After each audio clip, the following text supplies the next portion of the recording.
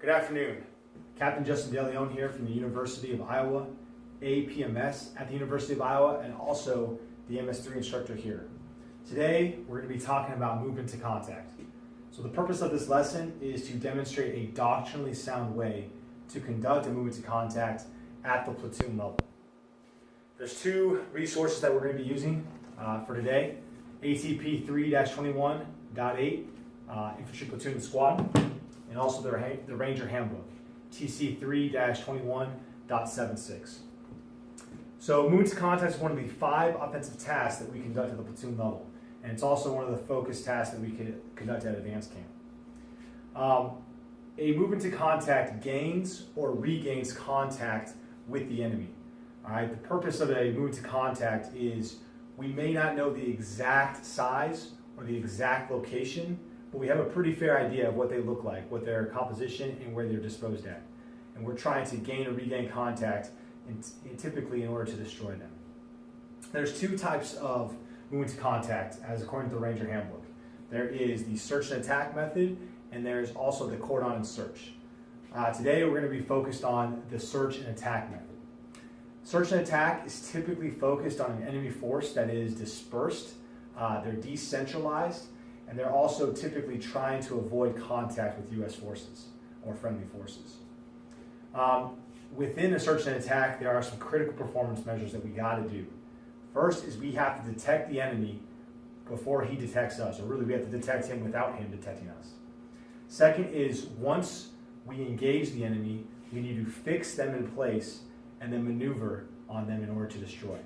And then lastly, we need to maintain security, and specifically rear security, to ensure that when we come in contact with the enemy, he cannot flank us from either direction. Okay, so let's draw it out what it looks like. Again, let's do a quick review of what our squads look like for this mission. So the way we do it here at the University of Iowa is we got 4 squads. We got our 1st, 2nd, 3rd, and 4th, obviously. First, we got security squad. Second, we got our assault 1. We got our assault 2.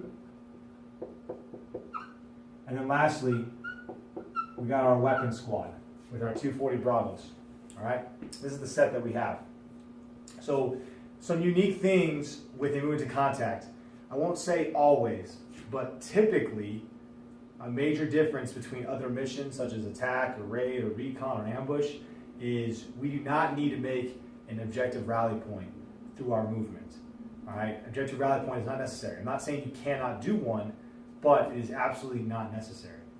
Second is typically this is a great opportunity to use different movement techniques to achieve the intent. And really this is where we use bounding Overwatch. We try to use bounding Overwatch effectively to basically make that contact initially with the enemy and then be in position to maneuver against them. So let's talk through this, how it looks. All right, so we got our squads. Let's say we're moving out of our patrol base. All right. And we're doing this movement to contact. Our movement will be the same as any other element, all the way up to as any other mission up to our ORP. So let's say we exit out the 6th as a platoon. We're still doing our SEALs halt. We're still doing in-route rally points along the way. All right, key thing is, typically here, we're going to begin moving in a platoon column. All right, our platoon column is going to look like this. We have our lead squad, our 2nd squad, and our 3rd squad here, and then we have our PL and machine gun down here, PSG and machine gun up here. All right, so the way we like to do it here at the University of Iowa is we have our security squad in front, our assault 1 in the center, and our assault 2 in the rear. All right, and we're doing a platoon column.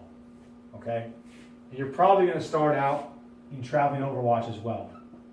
All right, so traveling Overwatch, again, what that looks like doctrinally is that between this headquarters element and that 1st squad, there's 50 meters of distance between that 1st squad and that headquarters element. And then between every element through all the rest of the elements, they each are separated by 20 meters of distance. All right? And again, we use traveling Overwatch anytime we go into an austere environment where there's any possible enemy threat. So when an enemy threat is possible, we're using that traveling Overwatch because you never know what might happen. Okay?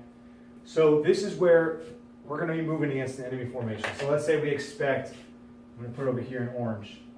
Let's say we expect there to be an enemy squad in this area. Okay? What we don't want to do, and what happens a lot of time when we do movement to contact, is that we just end up walking in that platoon column until we're fired upon. All right? Basically until we're ambushed or hit from some side. That is not the purpose of the movement to contact. If you guys recognize, the first performance measure that I mentioned is that we detect the enemy before he detects us. All right? That is a vital task in a successful movement to contact. So we are not just walking down waiting to get ambushed and then doing a reactive contact drill. That is not what we're trying to do. Okay, we're trying to identify him first. So a key way to do that is by using our movement techniques. And the best movement technique that we have to do this is bounding Overwatch. So let's talk through bounding Overwatch real fast. So at a certain point, and I'll talk about that in a second, what a good point is, at a certain point, we're going to switch to bounding Overwatch. Bounding Overwatch is not that difficult, in my opinion, at the squad level. All right, it's easier to see two teams and control them. At the platoon level, it's very, very difficult to control. So what we're going to talk about here is great, but just know that it's a very difficult thing to do in real practice. It's something that takes a lot of practice and a lot of SOP development to do it effectively. Okay, when we move to bounding Overwatch, there's two types of bounding Overwatch that we can use. Okay, one is successive bounds and the other is alternating. Let's talk through reasons why we might use one or the other.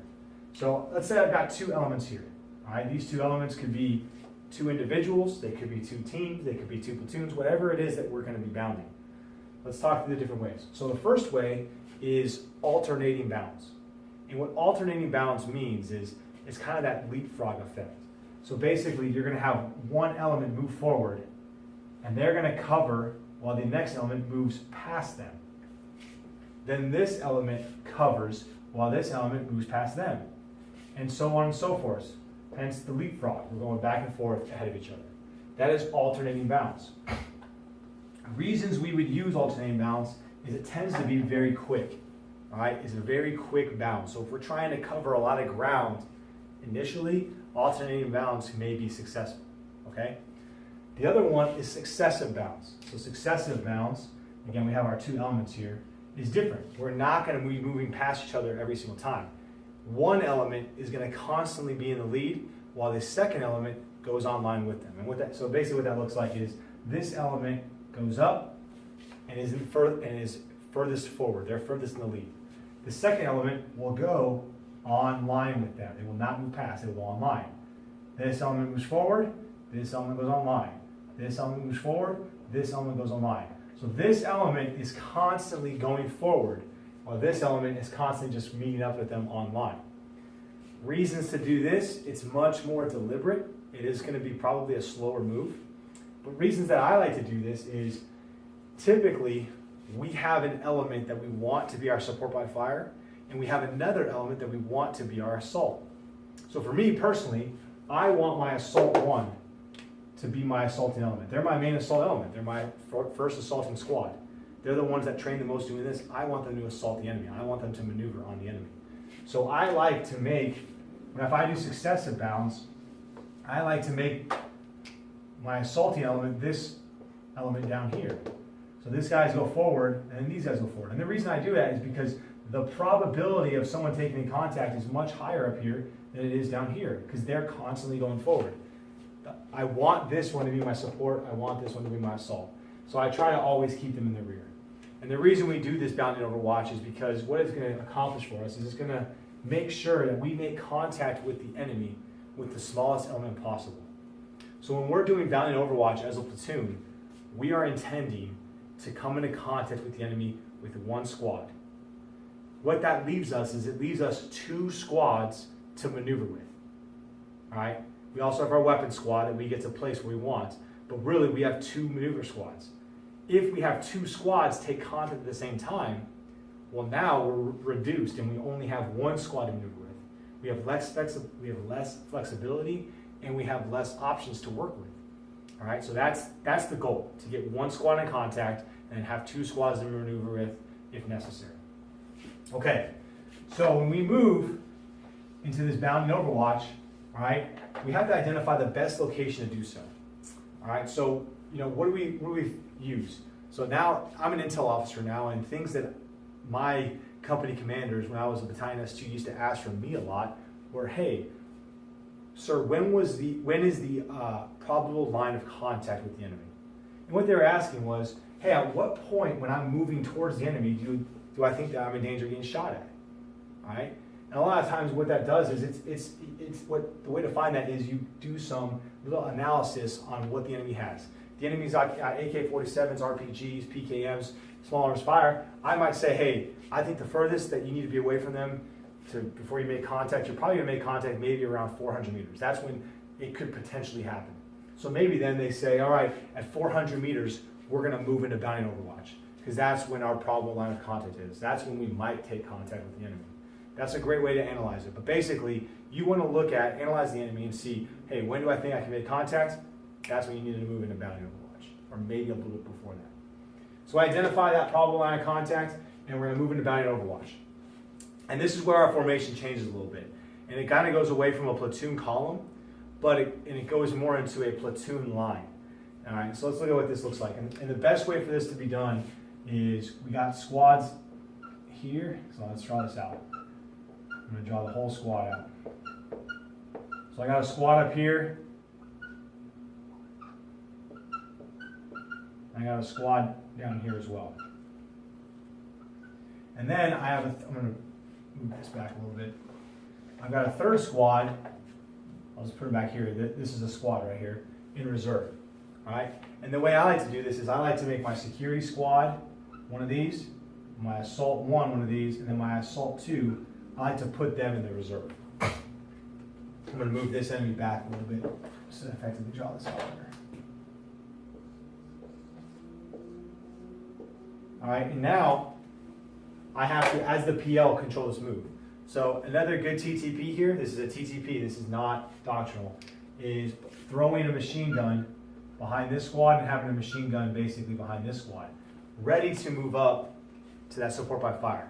Because once we establish one of these squads to be the support by fire, all right, we need to move our 240 step position to help suppress the enemy. All right, that's definitely a vital step here. All right.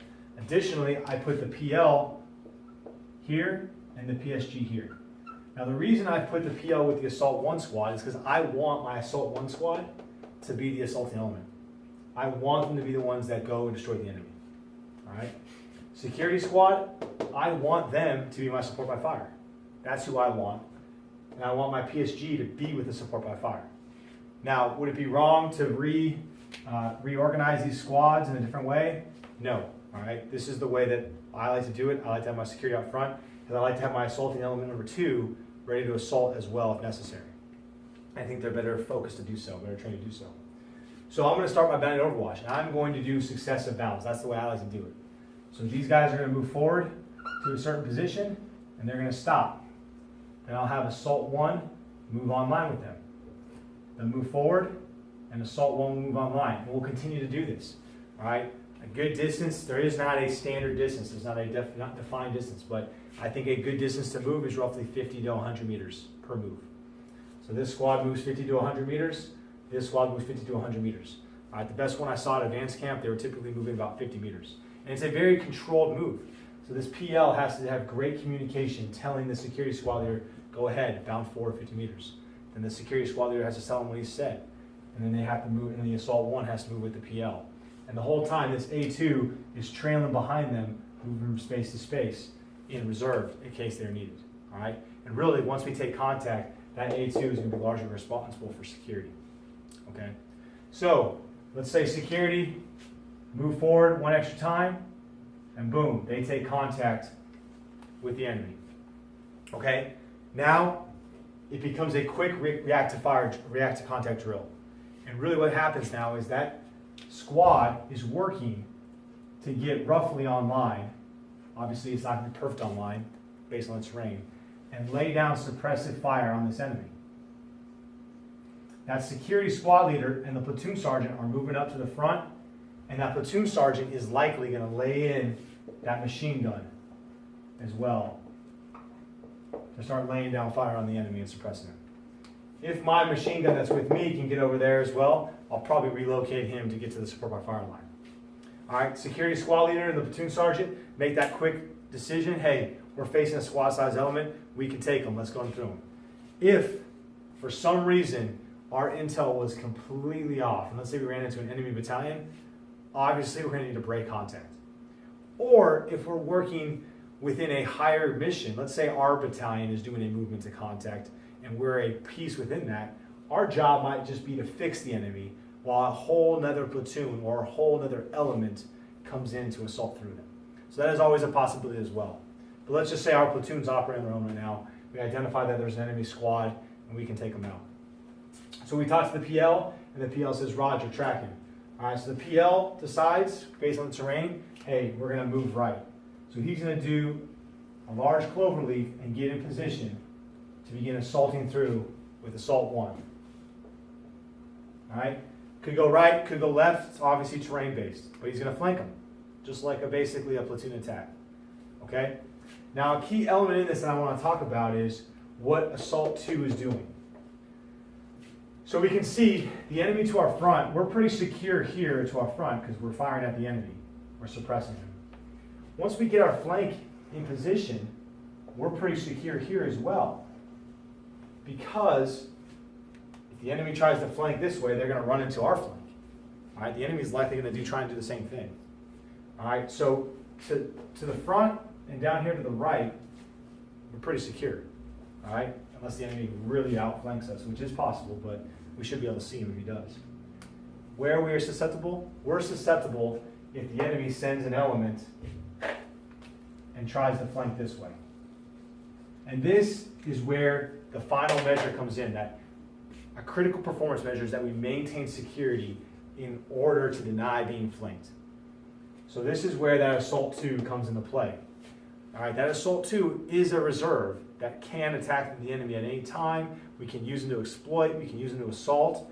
He can be used for any reason we see fit. But a great SOP for him to do is that once we decide that we're going to take A1 and move flank to the right, we move A2 up, get them online on security to the left. And now we kind of have this double L formation right here where we've got great security. We got the assault 2 down here, we got our support by fire with security here, and we've got another security element from our assault 2 basically here. And the best mission that I saw at Advanced Camp this year, one of the greatest movement to contacts I've seen, including Ranger School, was just like this. Support by fire, assault 1 was going here, and the enemy sent a squad to flank this way, and they basically ran into an ambush, which was that assault 2 squad. Let me erase this and put assault 2. That assault 2 squad online conducting security on the left flank. It was a pretty powerful formation that worked out incredibly well. So then we just execute this like a platoon attack. All right, these guys lay down suppressive fire. These guys begin to assault. All right, they call shift fire at the appropriate time. These guys are shifting their fire, 45-degree angle, at maybe TRPs if they've had the chance to identify some TRPs. These guys continue to assault through, destroy the enemy. These guys lift/seize fire, and they move through and hit an LOA. Hit an LOA, these guys move through, hit an LOA, and now we're establishing 360 security, and we're conducting actions on the objective. Calling the special teams, EPW, aid and litter, demo teams, if we need to get off the objective, whatever we need to do. But that's basically what we're looking like. It turns into a platoon attack if it's successful. And so something I want to get at too is a movement to contact. We only conduct a movement to contact if we expect the enemy to be small enough to destroy. If I think the enemy is a battalion out there, I'm not going to send a platoon. All right. If I have no idea what the enemy is like, yes, it's possible I might do a move to contact, but typically we have some intel of the size of the element. So a search and attack, they are going out to gain or regain contact with the enemy with the intention of killing them. It's not just like a recon by fire, like, hey, we'll make contact and see how big they are. And no, typically we're pretty confident we have a bigger element and we're going there to kill them. All right, so that's the mentality in it. Now, if the worst happens and we run into something and we got to break contact, then we do a break to contact drill. All right, I'll change color, but basically security takes contact, lays down suppressive fire. You know, A1 is now moving up, laying down suppressive fire. while security moves back. Lays down suppressive fire while A1 moves back. And now we're just doing a break to contact drill while we're bounding back. Sorry, I know there's colors all over now. But I want to just get the point across that typically we know the size of the enemy is smaller than us, and we're going to be able to destroy him. Anyways, so that is the main piece of moving to contact. The real thing I wanted to get across was bounding Overwatch. So in conclusion, we talked through moving to contact, we talked through the different squads, we talked through how it initially looks, and then at a specific point, we change more to a platoon line with bounding Overwatch, and then we make contact with the enemy, and we adjust our squads into a powerful formation in order to destroy him and to ensure we maintain security in the rear and to our flanks. Again, I'm Captain Justin DeLeon from the University of Iowa. I hope this is helpful. Rangers lead the way.